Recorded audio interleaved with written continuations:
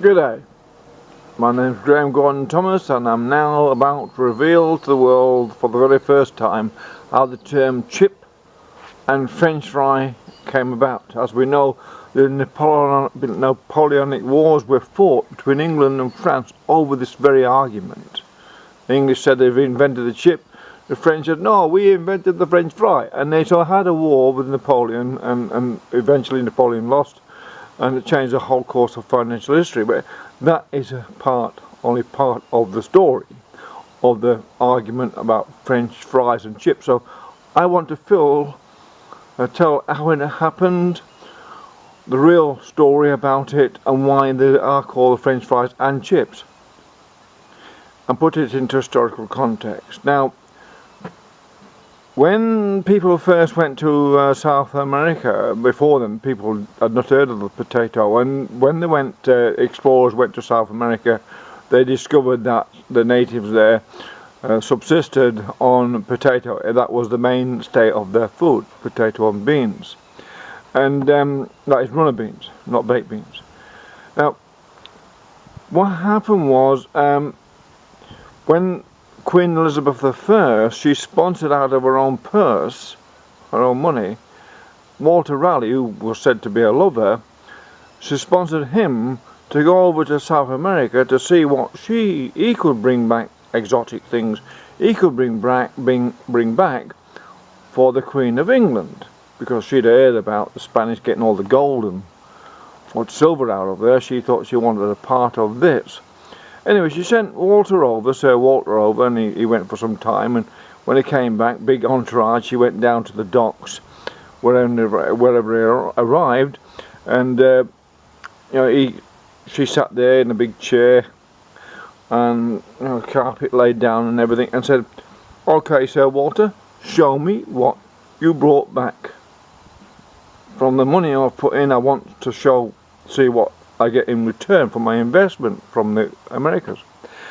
So he brought back three things, a few trinkets, but he brought back three things: tobacco. He revealed this tobacco, and she said, "What's that?" "Oh," she said, "it's tobacco, Your Majesty. People smoke it, they become addicted, and they keep smoking it. Every day they smoke more of it." She said, "Oh, very good, we'll have that. Well, and we'll tax it, and that'll pay for all the wars from now on." Then he revealed the next bag of things, and it was potatoes. But if you don't know what a potato is, it just looks like a dirty brown lump or green lump, depending on the potato. And she said, "Excuse me, what is that?" And Sir Walter said, "They're potatoes, Your Majesty. The natives, everyone is so healthy and strong over in South America because they live on these things." She said, "Oh, well, I'd like to taste one of those." And before he could say, "Well, you have to cook them first and bake them in steam and in the ground and all that," no, she didn't. "I want to eat it now. I'm impatient. I want this exotic fruit." She thought, so Sir Walter Raleigh, being a gentleman, he got his small knife, pared a bit off the potato, give it to Her Majesty. She put it in her mouth and spat it out, threw the potato at Sir Walter Raleigh, hit him on the head, said, "Yuck, English people, I'm not going to eat that. Feed it to the Irish." Right? Banish from England the potato, but feed it to the Irish. That's what she said. Now what happened then was, the third thing Walter Raleigh brought back from South America to the Queen was the pox, because he'd had it off with these native ladies or whatever, and somehow he'd contracted the pox, and when the Queen took him back to her palace and her boudoir, she said, "Come on, show me what exotic tricks you learnt from the natives," and she caught the pox off him, so that's why she had him beheaded. But that's a part of history they don't teach you at school. Now, what happened with the potato? The potato vanished out of history then, and it was all, and they went to the Irish, and they spread it all over Ireland. So the Irish basically become the major consumers of potatoes, as we know. but unfortunately they got the famine, the potato blight, and that it caused a famine. But Irish have become very, very into eating mostly potatoes. They've gone from a rich and varied diet on fish and seaweeds and grains just to eating potatoes. Now if you only eat potatoes with the bright green on them in the sun, it can send you a little bit Australian, if you like, put it that way. Anyway, or Tasmanian at least. Now in due course, some a couple hundred years later, of course, when there's a sort of famines in Ireland, but and a lot of Irish were escaping from Ireland, one Irish chap, we'll call him Murphy, he escaped from Ireland with a bag. All he had on his food, on himself, his possessions were a bag of potatoes, and that was his food. He knew that they would sustain him. He could cross England and keep eating a potato or two a day, and he could sustain him on his journey. He knew that. Anyway, when he was walking through the streets of one of the cities in England, it is said, and this is actually a true case, that at that time in the early 19th century, late 18th century, early 19th century, the English employed French cooks because the English cooking was boring, and it probably still is to the French compared with French cooking. So the English wealthy employed French cooking, and what they'd also done is start to get into horticulture, or into gardening, if you like, and because of a man called Broccoli who invented all the different sort of cabbages into different things and that. So they followed, the first time in history had proper arranged garden with a large variety of food. Mediterranean diet, if you like, was introduced to England.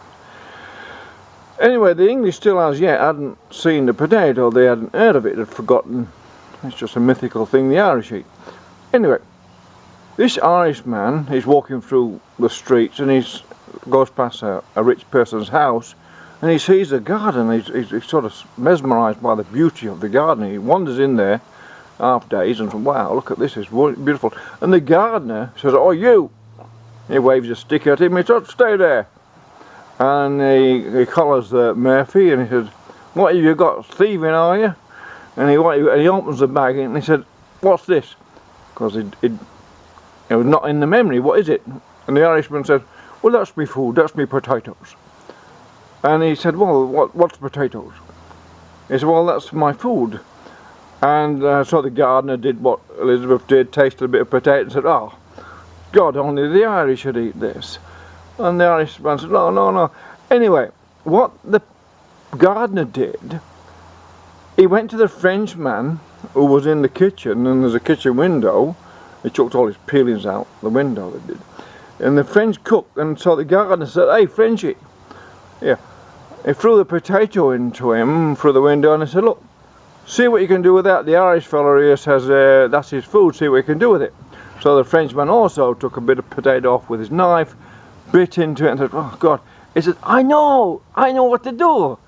I sliced the potato, I had a bit of garlic and salt, and I cook it in oil.